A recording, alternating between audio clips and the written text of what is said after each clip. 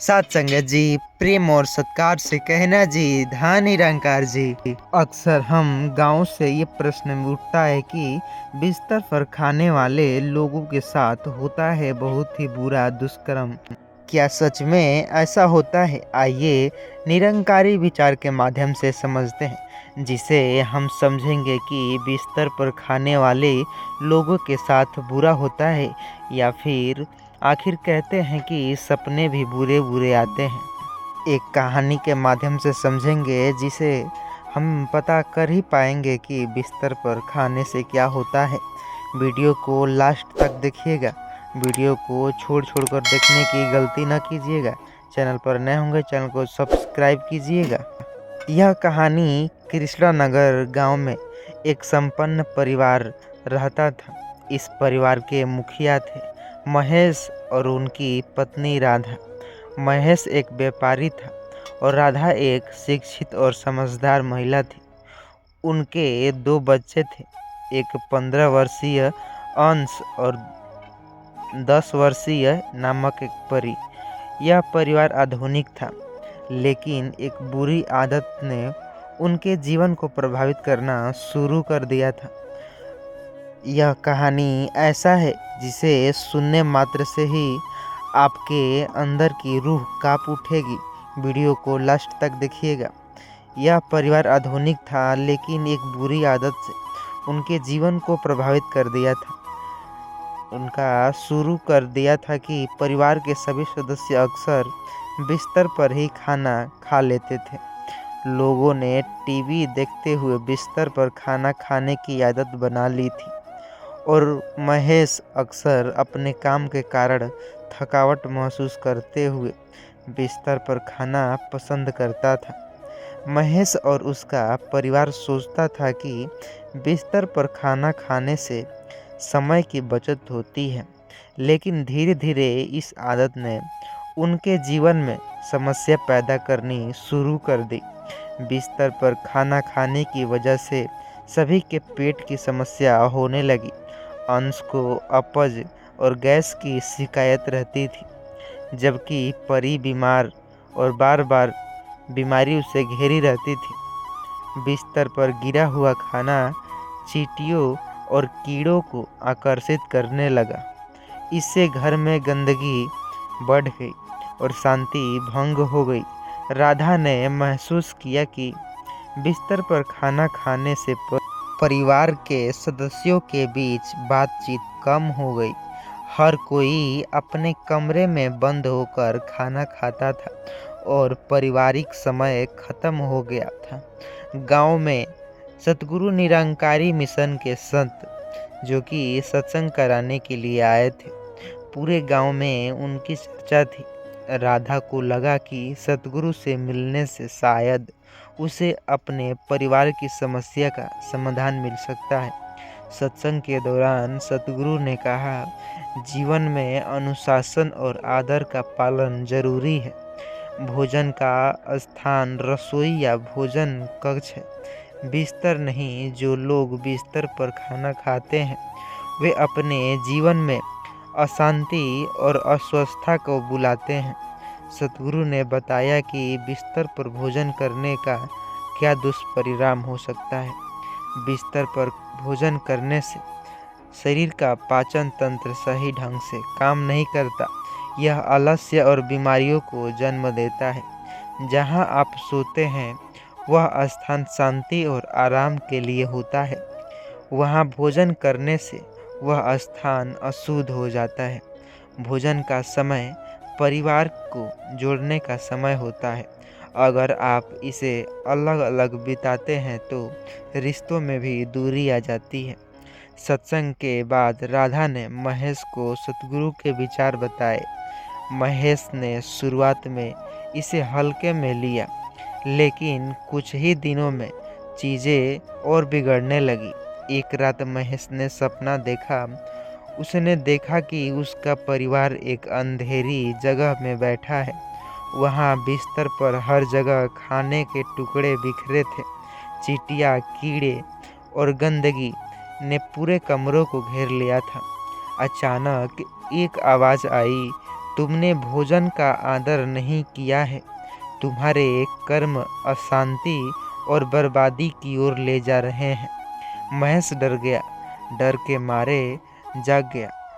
उसने तुरंत राधा से कहा, तुमने सतगुरु के विचार को अपने जीवन में अपनाना होगा। यह आदत हमारे परिवार को बर्बाद कर रही है।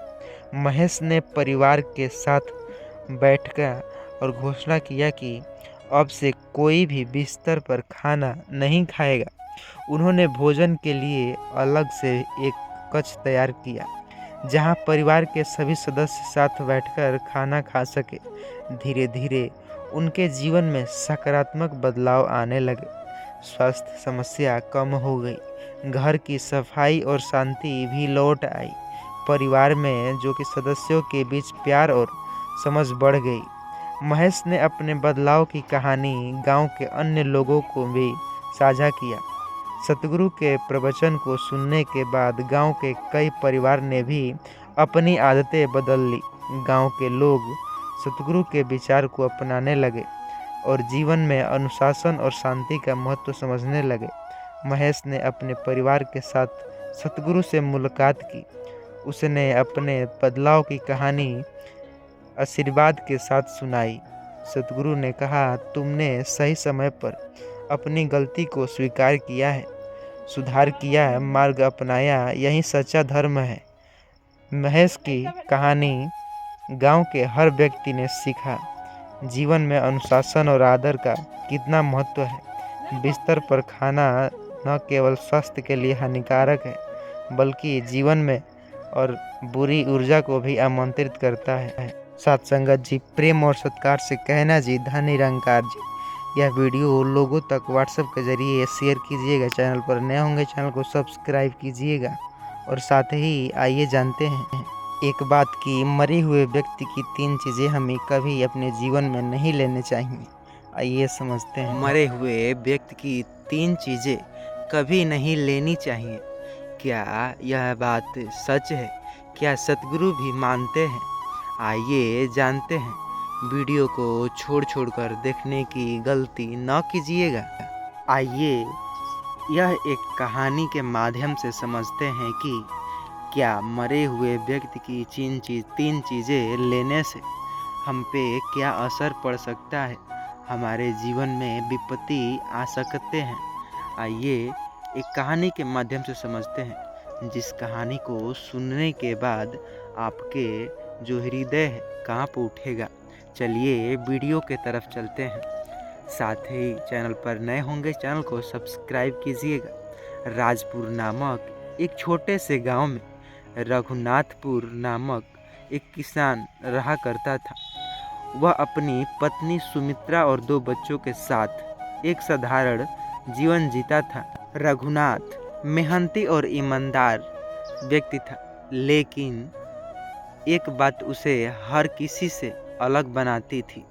वह मरे हुए चीज़ों लोग की लेना हमेशा दूर रखता था। लोग उसे अजीब समझते और उसका मजाक उड़ाते, लेकिन रघुनाथ हर बार इतना कहता, मरे हुए व्यक्ति की 3 चीज़ें को लेना पाप है। उसके गहने, उनके कपड़े और उनके अधूरे वादे, ये चीज़ जीवन में अशांति और दुर्भाग्य लाती है। एक दिन गांव में धनवान जमींदार हरिदास का देहांत हो गया। हरिदास ने अपनी संपत्ति का कोई वारिस नहीं छोड़ा। उसकी हवेली में सोने के गहने, कीमती कपड़े, अन्य धन संपत्ति पड़ी थी। गांव के लोग हवेली की संपत्ति पर नज़र गड़ाए बैठे थे। सबने सोचा, हरिदास अब इस दुनिया में नहीं है, उसकी चीज़ें तो अब किसी को भी ले लेनी चाहिए। अब किसी की भी हो सकती है यह चीज़ें। मरे हुए व्यक्ति की 3 चीज़ें का लालच कैसे होता है, आइए जानते हैं। हरिदास के मन में कुछ गांव वालों के रात के अंधेरे में उसकी हवेली में चोरी की। उन्होंने गहने, कपड़े और पुरानी किताबें चुरा ली। चोरी के बाद अजीब घटनाएं शुरू होने लगी। चोरों के घरों में अचानक झगड़े बढ़ने लगे। उनके फसलें खराब हो गई, बच्चों की तबीयत खराब होने लगी। गांव वाले डर गए। वे समझ नहीं पाए कि यह सब क्यों हो रहा है। जब गांव वालों ने रघुनाथ से सलाह मांगी तो उसने कहा, मैंने पहले ही कहा था कि मरे हुए व्यक्ति की 3 चीज़ें लेना पाप है। आइए जानते हैं उनकी चीज़ों में उनकी अधूरी इच्छाएं और बुरी ऊर्जा जो कि रहती हैं, इससे जीवन में अशांति आती है। गांव वालों ने उसे गंभीरता से नहीं लिया। उन्होंने सोचा कि यह सब अंधविश्वास है। उसी समय गांव में सतगुरु निरंकारी मिशन के संत सत्संग के लिए आए। गांव के लिए लोगों ने उनसे अपनी परेशानी के बारे में बताया। मरे हुए व्यक्ति की 3 चीज़ें उनकी ऊर्जा और कर्मों को अपने साथ ले जाती हैं। अगर आप उनकी चीज़ों को अपनाते हैं तो आप उनकी अधूरी इच्छाओं को भी, बुरी ऊर्जाओं और अपने जीवन में खींच ला सकते हैं। यह अशांति और दुर्भाग्य का कारण बनता है। उन्होंने 3 चीज़ों के बारे में बताया जिन्हें कभी नहीं लेने चाहिए, जैसे मृत्यु। व्यक्ति की संपत्ति ने उनकी असंतुष्टि और मोह की ऊर्जा होती है। इसे अपनाने से वह मोह आपके जीवन में प्रवेश करता है। उनके कपड़े में उनकी ऊर्जा और कर्मों की छाप छुपी होती है। यह पहनने वाले लोगों के जीवन को प्रभावित कर सकती है। मरे हुए व्यक्ति के अधूरे वादे उनके कर्म का चक्र जो कि उसका हिस्सा होते हैं, उन्हें पूरा करना आपके जीवन में भी उलझन ला सकते हैं। सतगुरु के प्रवचन सुनने के बाद गांव वालों को अपनी गलती का एहसास हुआ। उन्होंने अपने घरों में से चुराई हुई चीज़ें वापस हरिदास की हवेली में रख दिया और प्रार्थना किया कि सतगुरु ने उन्हें सिखाया कि ऐसा चीज़ जैसे कि सम्मान पूर्वक वापस करना और ईश्वर से क्षमा मांगना ही सही उपाय है। रघुनाथ ने सतगुरु से कहा, सतगुरु जी, मैंने हमेशा मरे हुए लोगों की चीज़ों से दूर रहने की कोशिश की है। क्या मेरा विश्वास सही था? सतगुरु जी मुस्कुराए और बोले, जैसे तुम्हारा सच्चा विश्वास जो है, जो व्यक्ति मोह और लालच से दूर रहता है वह हमेशा शांत और खुशहाल रहता है। मरे हुए लोगों की चीज़ों से दूर रहना केवल एक नियम नहीं बल्कि आत्म की शुद्धि का साधन भी है। सतगुरु ने गांव वालों को यह सिखाया कि जीवन में मोह में, माया में जो कि उनसे बचना है। सदैव सच्चाई के मार्ग पर चलना है। सही रास्ता यही है। उन्होंने कहा, मरे हुए व्यक्ति की चीज़ों का अपनाने से जीवन में अजरता और दुर्भाग्य आता। हमें उनकी आत्मा की शांति के लिए प्रार्थना करनी चाहिए और उनकी चीज़ों को उनके कर्म चक्र का हिस्सा मानकर छोड़ देना चाहिए। गांव वालों ने सतगुरु के प्रवचन को जीवन में अपनाया। उन्होंने मरे हुए व्यक्ति की, लोगों की चीज़ें से दूर रहना सीखा और अपने कर्मों को शुद्ध रखना सीखा। धीरे धीरे गांव में शांति लौट आई। फसलें फिर से अच्छी होने लगी, जो कि लोग एक दूसरे के प्रति दयालु हो गए। रघुनाथ की कहानी और सतगुरु के प्रवचन से गांव के हर व्यक्ति को जीवन का सही मार्ग दिखाया।